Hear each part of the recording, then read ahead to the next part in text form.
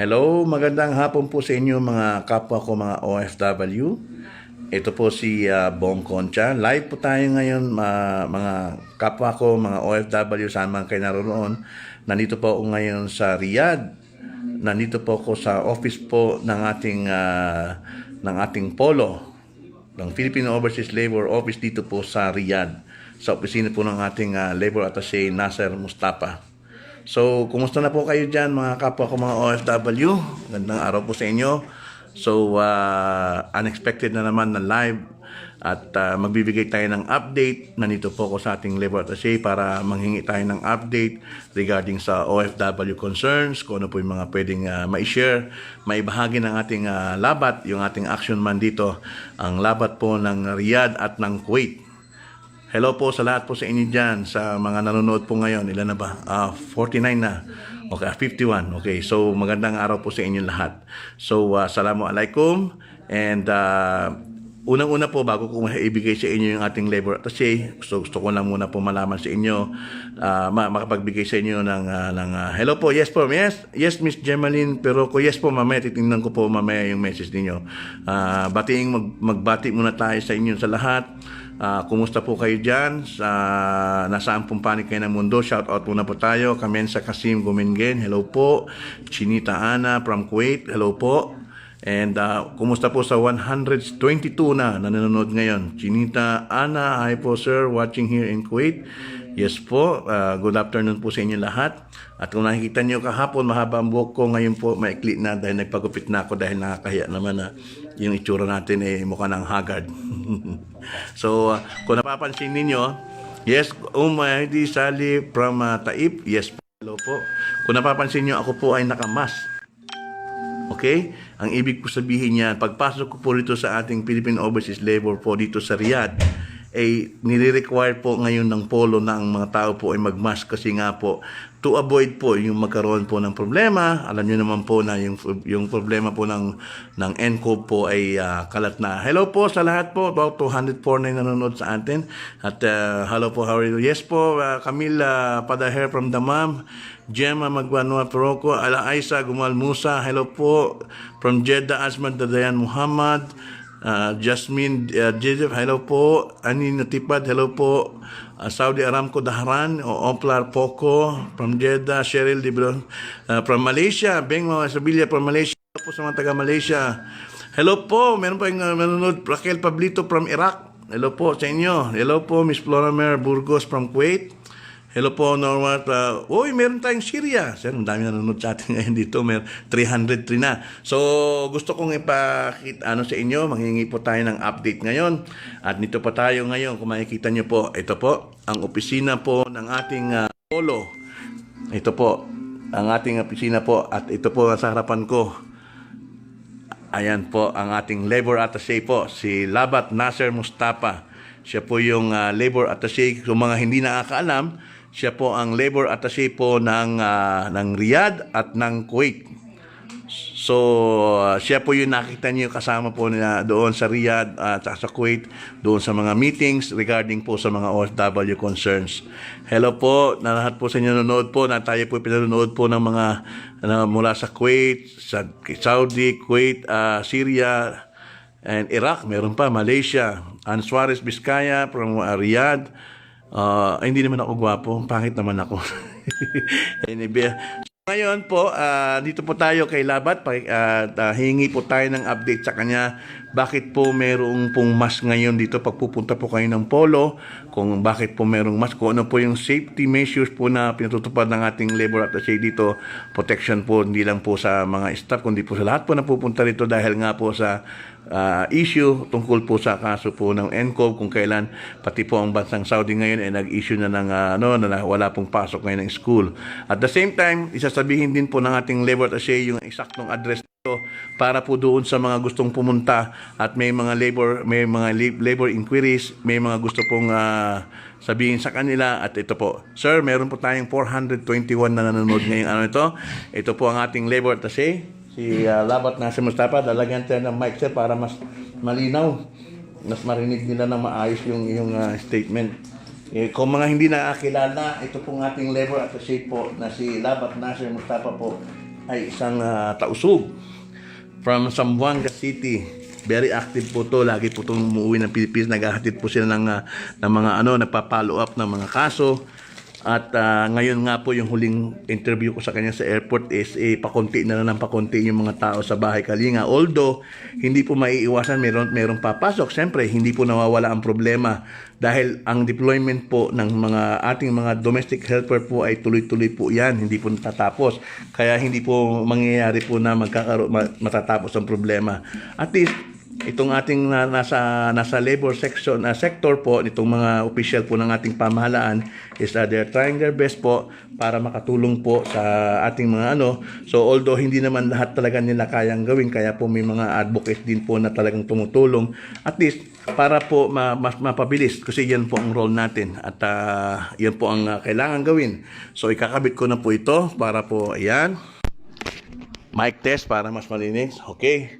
Yes po, lahat po yan. So, sir, okay na po sir, may ilagay sa niya sa inyo para mas ilagay sa ikabit ko sa sir para mas malinaw. Yan. Okay. So, hello po sa lahat po na nanonood sa inyo sa lahat. Okay. From Doha, Qatar, Maricar, Melda, Bella Gonzalo. At hello po sa inyo. From Kuwait, Grace Gonzalez, Christina Andan, Maylin Chan from Malaysia.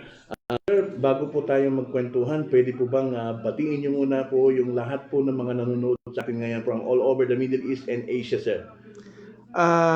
Bong, maraming salamat na nandito ka sa tanggapan namin sa Philippine Overseas Labor Office dito sa Riyadh. Alam ko naman na taga Jeddah ka. So, nandito ka ngayon at ako mismo nagpapasalamat sa iyo at saka sa ating mga Filipino workers dito sa Riyadh ay at least nandito ka magbibigay ng mga impormasyon sa ating mga kababayan dito hindi lang dito sa Riyadh kung hindi sa buong kaharian. Yes. Sir, bago tayo sir, tanong ko nga sir tungkol sa ano po sir yung bagong pagpasok ko ng polo kanina? Nakita ko may mga mask na ngayon ng mga tao. Bakit po sir yung ginawa sir ito? Kahapon actually nagkaroon kami ng meeting. In fact, I was with our good ambassador yesterday at pinag-uusapan namin dito yung sitwasyon sa buong kaharian na talagang nakaka-alarma. So ang iniisip natin dito hindi lang yung protection ng welfare ng ating mga workers na nagtatrabaho dito, ngunit yung kalusugan din nila kasi mayroon sitwasyon dito na ito nga worldwide itong virus na to ay nangyayari sa lahat sa buong mundo, pati na rin dito sa Saudi Arabia. At dito sa Saudi Arabia ay nagkaroon ng konting alarm dito dahil nag-i-increase ang number of cases dito sa Saudi Arabia ng COVID-19 na to.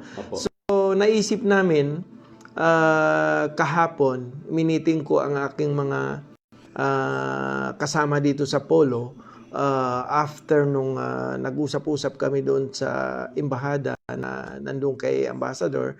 So I thought of magkaroon kami ng preventive measure dito. Kasi alam mo, yung Polo natin dito ay sa araw-araw na transaction dito, umabot kami ng mga 500 clients dito, Pilipino, ating mga Filipino workers at iba-ibang lahi, no? Pumupunta dito aside of course from Saudi national. Kasi pumupunta sila dito, nagpa-follow up sila ng mga documents nila, nagre-represent sila ng mga company nila, pumupunta dito sa atin. So we have to protect each and everyone na pumupunta dito sa amin. So we thought of providing them the surgical mask bago sila pumasok sa premises ng Polo. Hindi lang yun, bumili rin tayo ng scanner, yung temperature scanner. So every client na pumapasok sa Polo, ini-scan natin sila kung may mataas ba ang temperature nila. Kung mataas yon, may konting lagnat sila, hindi natin pinapasok sa loob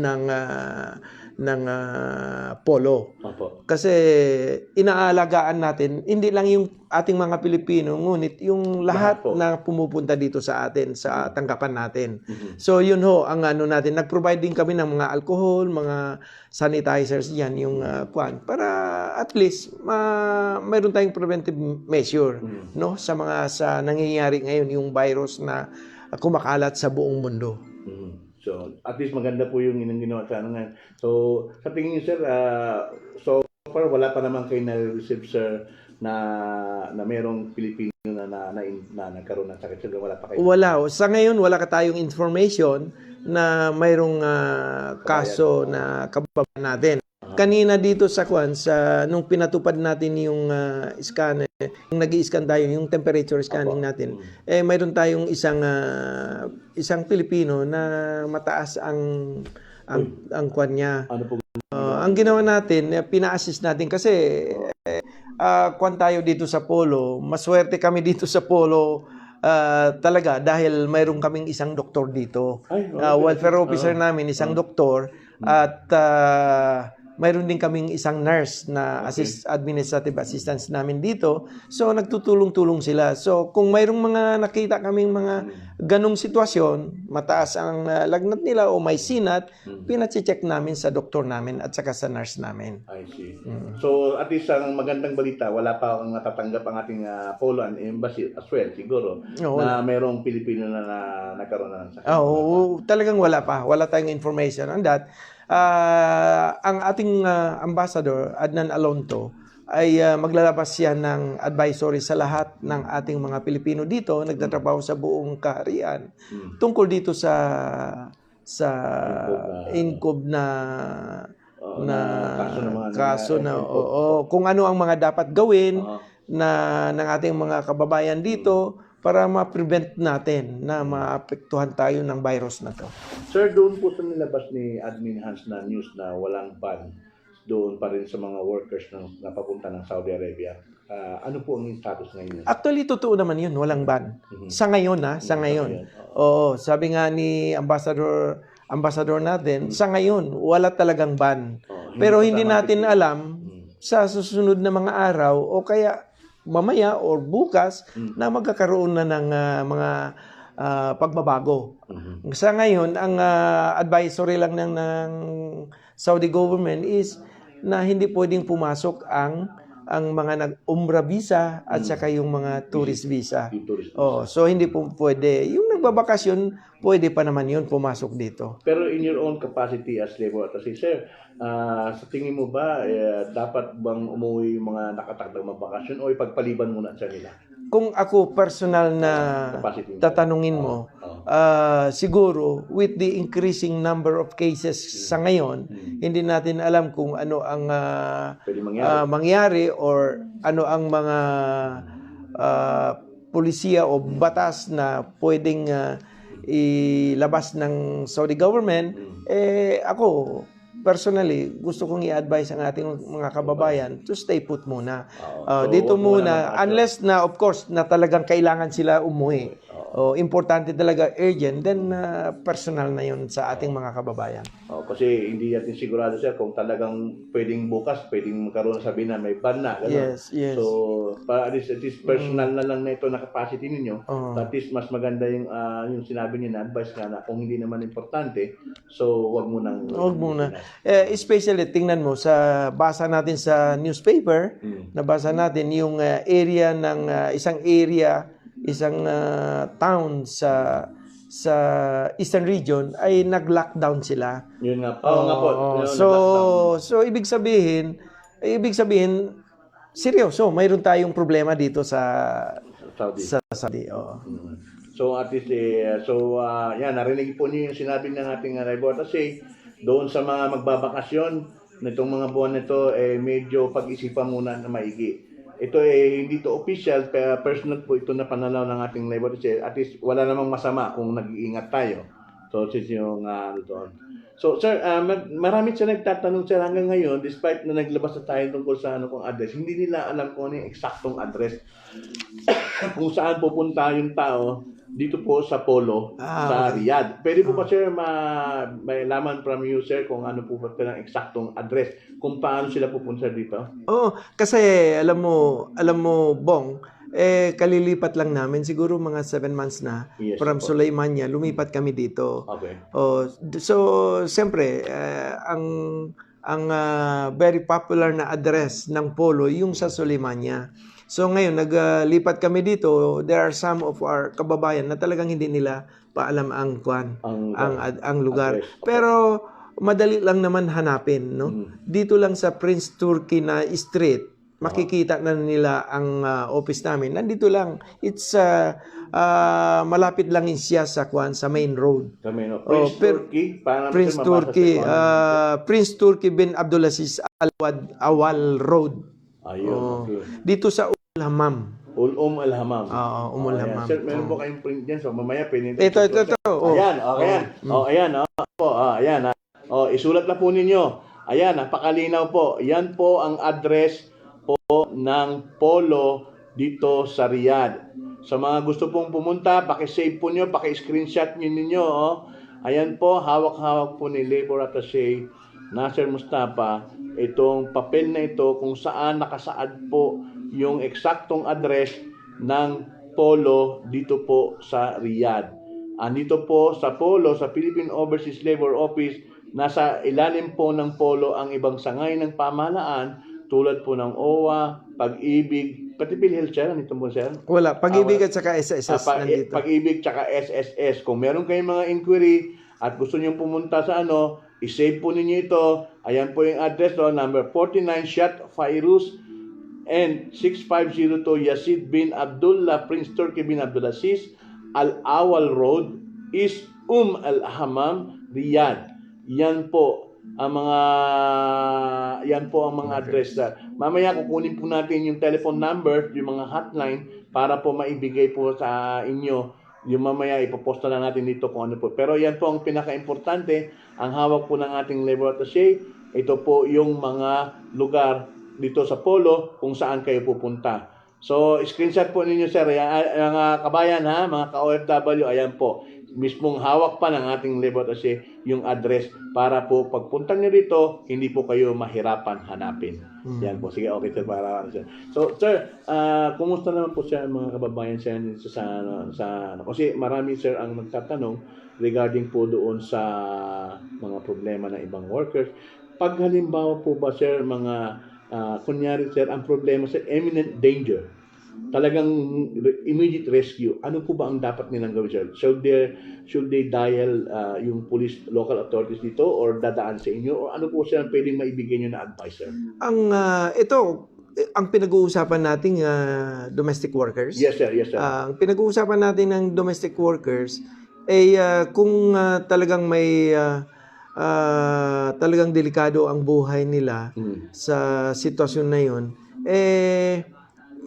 kailangan lang talaga yan ay mag-coordinate sa atin. Okay. Now, kung hindi nila alam ang alam nila ang address or telephone number or hotline ng Polo, at least Local authorities? Hindi, yung kababayan natin, alamin din nila baka mayroon sila yung telephone number ng ating embahada. Kasi nagtutulungan naman, nagko-coordinate naman ang embahada at saka sa Polo natin para tulungan natin ang mga kababayan natin sa mga ganong sitwasyon. Ngayon, pangatlo, kung mayroon silang telephone number ng agency nila, pwede rin tawagan nila yon. Now, pangapat, kung alam nila yung 999, tawagan nila yung 999. Okay, oo. Total, karamihan naman ng ating mga kababayan dito, yung mga house domestic workers natin, sa kanila yung mga cellphone nila. Yes, opo. Sir, pwede ba sir kayo ma-update, sir? Ano po ba, sir, di ba nag-meeting po kayo sa Philippines, sir? Baka naman, sir, pwede mabigyan kami ng pahapyaw, sir, kung ano po, sir, may magandang news, sir, para sa mga kababayan natin. Meron po ba, sir, na sir, yung mga kontrata? Ano po, nagpirmahan kayo? Hindi, nagpirma kami yung record of discussion lang. Pinirmahan ng ating head of delegation, Philippine head of delegation na si Admin Hans, at saka yung head ng delegation ng KSA. So, itong meeting na to, technical working committee meeting lang.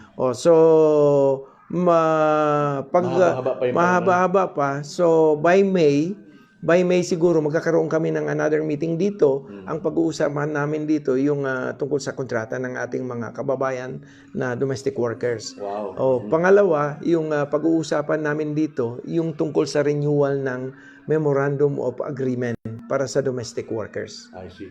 So sana sir sa sir yung sa contract, if I may add sir, no, i-add ko lang sir sa inyo nung karamihan sir ng isa sa mga hindi namin nakita sir yung pag natapos ng kontrata sir, hindi maraming hindi nakaka-uwi. Sana sir maisama sir din yun. Kasama yun sa discussion yung mga kontrata talaga sa kanilang sa Saudi government through the Ministry of Labor and Social Development yung comment at saka yung suggestion natin tungo sa Memorandum of Agreement sa renewal ng Memorandum of Agreement. So nangako naman ang Saudi side na tatapusin nila yon so that comes May na ma-discuss na yung kwan na yun, ma-finalize. At sana sir, hindi tanggalin yung shelter. Hindi naman, dito naman. Ang bagong order lang ng kwan, ng Saudi government dito, through the Ministry of Labor and Social Development at pinasa nila sa Ministry of Foreign Affairs, yung lahat ng mga runaway, sila kailangan i-endorse namin sa mga respective agency nila para maayos kaagad because ang dispute settlement naman ng Ministry of Labor dito ay active naman sila sa pag-mediate o pag-susolve ng problem ng ating mga kababayan, ng domestic workers. Bali siya ang ginagawa niyo sa minomonitor niyo yung mga agency? Minomonitor, yes. Minomonitor namin yan kasi alam naman namin kasi ang inihingi ko lang sa Saudi Labor na bigyan nila kami na itira namin dito sa ating shelter ang runaway from 1 to 2 days para sa documentation para ma-receive ng agency, ma-monitor namin ang sitwasyon nila. Alam namin, hindi yung kaagad-agad naman na ibigay mo, no. We have to take we will ask them to take a little rest muna bago namin sila i-endorse. Pag na-document nyo, alam ninyo na itong si OWA naka-agency A. At saka alam namin ang mga problema. Yes, sir. Kung anong mga complaint ng mga ating mga workers, bakit sila umalis sa employer nila. So, ngayon, yung mayroon din mga nangyayari na umalis sa sa agency mismo, nandoon na sila tapos hindi maganda ang trato or hindi nila nagustuhan siguro ang pag-aalaga sa kanila ngayon. So pumupunta sila dito hindi na namin sila binabalik sa agency. That's good sir. At least narinig nyo mga ka-OFW yung pong sakop po ng Polo Riyadh, ulitin ko lang po yung sinabi ni Labat. Yung pong sakop po ng Polo Riyadh po, yung nasa Hail, Qasim, ano po ba yung mga sakop niyo sir? Sakaka, Aljub, yan. Pag kayo po ay please po, ugaliin po ninyo. Pag tumakas po talaga, hindi po natin ini-encourage na tumakas kayo dahil hindi naman po tama yon. Pero kung dumating po sa punto na kayo po ay umalis at nagpunta po sa shelter ng Polo po, no? So at least, ang Polo po ay idadakit po kayo, kukunin lahat ng mga information ninyo, papahingayin kayo, then i-endorse kayo sa agency kasi requirement po yan na ni-require po ng Saudi authorities po yun. So, kailangan pong sumunod ng ating Polo regarding po sa mga rules na yan. Pero pag ang worker po ay hindi talaga nagkaroon ng magandang treatment sa mga agencies dahil at mapangit ng at bumalik sila sa Polo, hindi na po ibibigay ng Polo to sa mga agencies. So, ang purpose po niyan, ang Polo po ay magmo-monitor sa mga agencies nung mga nag-run away o yung mga workers na isinuli ng kanilang mga employers. So, ibig sabihin nun, nakamonitor po sila. Konting pasensya lang po sa mga kababayan natin kasi alam niyo po, napakarami po na nahingi ng tulong. Siyempre, hindi naman po lahat magagawa agad ng ating polo yan. Siyempre, limited din. Ilan lang po silang stock po niyo, sir? Lahat kayo? Dito sa Riyadh, nasa mga 40, more than 40 kami dito. Isipin niyo. We are catering to more than 400 Filipino. 400,000 Filipinos. In Riyadh alone. Narinig po ninyo, ha? 40 is equivalent to 400,000. Yung mga kinikita nila, kung lahat po yung mga problema na yan, talagang mahirap. Kung ako nga po na NGO lang, nahihirapan sa dami.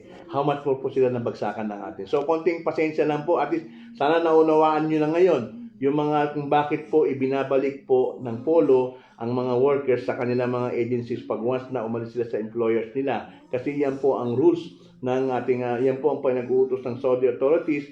Nire-require po nila ang ating polo na pag ang worker po ay wala na sa poder ng employer nila sa polo, kailangan pong ilagay sa responsible na agencies nila para ang agencies po ang mag-process ng kanilang pag-uwi sa Pilipinas. Ngayon, kung in case na hindi maganda ang kanilang narasa sa mga agencies at bumalik sila sa polo, ang polo po ay take over na at hindi na ibibigay sa mga agencies. So, kailangan po maintindihan natin ang proseso na ginagawa ng ating polo, tinatama lang nila yung kanilang mga sinasabi. So, sir, at least sir, sa ngayon, sir, kumusta naman po sir ang Bahay Kalinga, sir? Magaganda-ganda ang Bahay Kalinga natin. Alam mo, Bong, sa previous year, siguro mga January yon, ganon, ang nasa Bahay Kalinga ay more than 300. Ngayon, alam mo, 103 na lang. Wow. So, hindi lang yung pag-endorse natin, yung pag-i-endorse natin sa mga agency, ngunit mayroon tayong mga mass repatriation din sa ating tuloy-tuloy yun yung mass repatriation. Ngayon mayroon akong mayroon tayong 11 na pinai-exitan at saka mayroon tayong 8 ngayon may exit visa na sa Bahay Kalinga. I see. So, yun ang maganda sir doon sa narinig po ninyo. At least maganda yung nag-request tayo kay Labat, bibisitahin po natin ng Bahay Kalinga para makakita rin po niya. At least doon sa mga nagtatanong po, ito sir, meron po nag-message sir, sana sa meeting niyo sir sa sana i-require talaga ang mga employers na yung cellphone at yung wifi kasi binabawas daw sa kanila yung pati yung bayad ng wifi, kaya daw yung sahod nila ng 1.5 nababawasan pa, binabawas daw yung So lahat po ng inyong mga tanong, yan po ay pararating po ng ating labor kasi kasama po si Labat sa technical working group po para sa pagbubuo po nito, para po sa pag-aayos po ng mga yung memorandum of agreement ng MOA ng Saudi and Philippine Labor para po sa kontrata po ng domestic health workers. Hindi na po, mali po, hindi po tawag natin ngayon domestic health workers po yang natin ngayon sa mga kababayan natin nag-aano. So at least sir, maraming salamat sa iyo. At sir, meron ka bang gustong sabihin sir sa panawagan sa mga kababayan sir natin sa nasasakupan po ng Polo Riyadh? Yes, ang pakiusap lang namin ito sa ating mga kababayan with the current situation, itong coronavirus ay siguro i-avoid natin ang magmi-mix with a group muna, i-avoid muna natin yun at saka yung paglabas-labas natin sa labas, magmi-mix tayo, pupunta sa mga malaking area na maraming tao, siguro pwede nating i-avoid konti muna yon sa ngayon dahil hindi natin alam na isa sa mga nandoon kung saan tayo carrier ng virus na to, magkakaroon tayo ng problema. So i-avoid muna natin yun. Pansamantala, siguro yan, hindi naman ito ay panghabang buhay. Yes. So, ayan po. So, kukunin ko muna kay Labat yung sir. Kunin ko muna sir sa inyo yung camera, ha? At mag-alagay sa natin. So, ayan po. At sir, marami ko na yung sir. Ayan. So, 500 manonood niya dito. So, ayan po.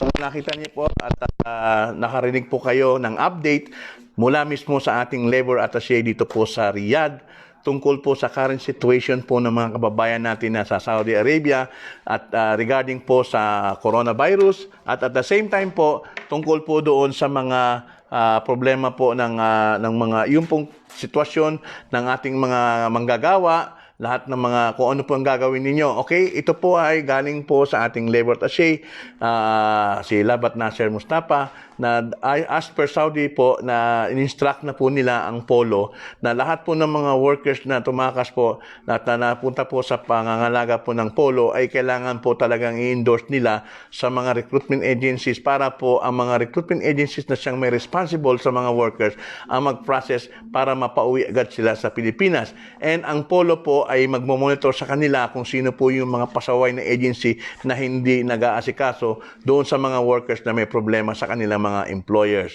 Pag halimbawa ang workers ay hindi nakaramdam ng maganda at nababiolate sila sa kanilang mga agencies at pag umalis at pumunta ng polo, hindi na po ibibigay ng polo ito sa mga recruitment agencies. So sana maunawaan niyo po, no, may mga proseso po na ginagawa po ang ating polo para po sa maayos na pagpapatupad po ng pinag-uutos ng ating para po sa pagpapauwi at pagre-responde doon sa mga may problemang mga kasambahay natin na nasasakupan po ng Polo Riyadh. And then, with regards po doon sa MOU, dahil si inubuna ko. Si Labat Nasser Mustafa po ay kasama po sa technical working group po para doon po sa pag-renew po ng Memorandum of Agreement po doon po sa kontrata na ginagamit ng mga kasambahay natin sa pagpunta nila sa trabaho bilang kasambahay dito po sa Saudi Arabia. Unang-una po, ni-request po natin sa Polo, sa kay Labat Nasser, yung nga po, may mga dapat na isama nila, although yung mga nandoon sa kontrata ay maayos naman. So, i-request po natin na sana, unang-una, yung sinabi ko nga kanina, yung pinakamaraming problema na re-receive ko, yung mga tapos ng kontrata, hindi makauwi ng Pilipinas. Isa po 'yan sa mga dapat po na malaman ng ating mga kababayan na ito po ngayon at inire-request din po na ito at gagawin po rin ito ng polo to that actually lahat po ng pwedeng mas mapaganda para mapagtibay po mapalakas pa yung kontrata nila at yung po ma-enforce po talaga ng gusto kung ano po yung nakasaad sa kontrata. Isa katulad din po ng paghihingi natin sa kanila na sana magkaroon nga ng na yung wifi at yung cellphone hawak po ng mga workers. At yung importante po yung ikama kasi unang-una po yan po yung ginagamit pagpapadala sa Pilipinas. Kung wala po yan talaga hindi po talaga makakapagpadala yung mga Isa po yan sa mga request natin at alam po ng ating labat yan yung mga ganyang mga problema para po ma-inform po doon sa meeting, maisama po doon sa kontrata. Kung sakaling matapos man yung kontrata at mabuo na at maipatupad na yung kontrata, at least maginhawaan naman ng ating mga kababayan. Unang-una po yung matapos ang kontrata, makauwi ang mga workers, importante yan. Yung wifi, at yung tinatawag natin yung pagkatrabaho sa iba't ibang bahay, sana yun. Isa pa yun sa i-request natin na mapag-usapan yung pag sinabing employer lang, within the family, yung employee na hindi yung ipalilipat pa sa ibang bahay kasi dapat marami talagang kaso ngayon yung pinare-rent out nila ngayon yung mga Isa pa yan, yung ibang employers, ginagawang hanap buhay yung mga kasambahay natin, pinare-renta sa iba, pinagtatrabaho. So, yun yung doon. Isa po yan pati yung paghawak po ng passport, tsaka yung ikama po, yan po yung mga i-require po. Tsaka lalo na po yung medical. Sir, marami po ngayon may mga sakit ng breast cancer, may mga walang pagpagamot. Kaya ba din. So I hope na bigyan namin kayo ng tamang information today. At ako nagpapasalamat sa ating labor attaché. Ayan po, busy po, nakita nyo. Ayan po. Nandami niyang mga ginagawang mga papeles dito. Ayan po ang ating labor attaché. Ayan po. So, kita niyo po. So, at least meron po kayo sanang natutunan ngayong araw nito. Sana na-empower po namin kayo. Please lang po. At yes po, hindi po day off ang pinatawag dyan, rest day po. Wala pong day off sa Saudi. Dapat po nyo maunawaan yan, ha? Wala pong day off sa Saudi Arabia. Meron pong rest day. Pag sinabing rest day, dapat po kayo ay magpahinga ng isang araw kada isang linggo. Magpahinga po kayong 8 oras kada isang araw. Kasi kung mag-day off, saan ka pupunta naman sa Saudi? Baka mamaya mapahamak lang kayo dito, di ba? Alam nyo naman, siyempre, mabuti na yung nag-iingat tayo, di ba? So, yun na mga doon. So, yan po. Sana nakatulong kami sa inyo ng update ngayon. At please po, kung may problema kayo sa inyong trabaho, magsabi lang po kayo ng totoo. Huwag po kayong gumawa. Huwag po kayo mag-make ng kwento, gawa-gawa ng kwento na kayo may problema para lang makauwi ng Pilipinas. Huwag po niyong gawin yun. Kaninang umaga po, may nasa Saudi labor po ako kanina, na may nakausap po kanina na dinala doon ng employer niya dahil naglaslas po si kabayan dahil sa homesick. Siya po ay depressed. Hindi na, nung in-interview ko siya kanina, sinasabi niya na alala daw niya yung anak niya kaya hindi siya makapag-concentrate. Kaya yun, kagabi, naglaslas. Kaninang umaga, naglaslas. At mabuti na agapan at naitakbo sa ospital at napagamot. At yun nga, dinala na doon sa sinurrender na at dadali at pinakuha na, sabi sa akin ni Labat Nasser, pinakuha niya na at dadali na dito sa Polo. Please, kung hindi nyo kaya ang trabaho, wag po kayong umalis. Wag po kayong mag-abroad. Dahil hindi po biro ang mag-abroad. Wag po nyong gawing dahilan. Kung talagang trabaho ang pinunta nyo rito, dapat trabaho talaga. At tandaan niyo ang daliri natin. May ibig sabihin nun, may Arabong masama, may Arabong mabait. Ganoon din sa Pilipinas, may Pilipinong masama, may Pilipinong mabait.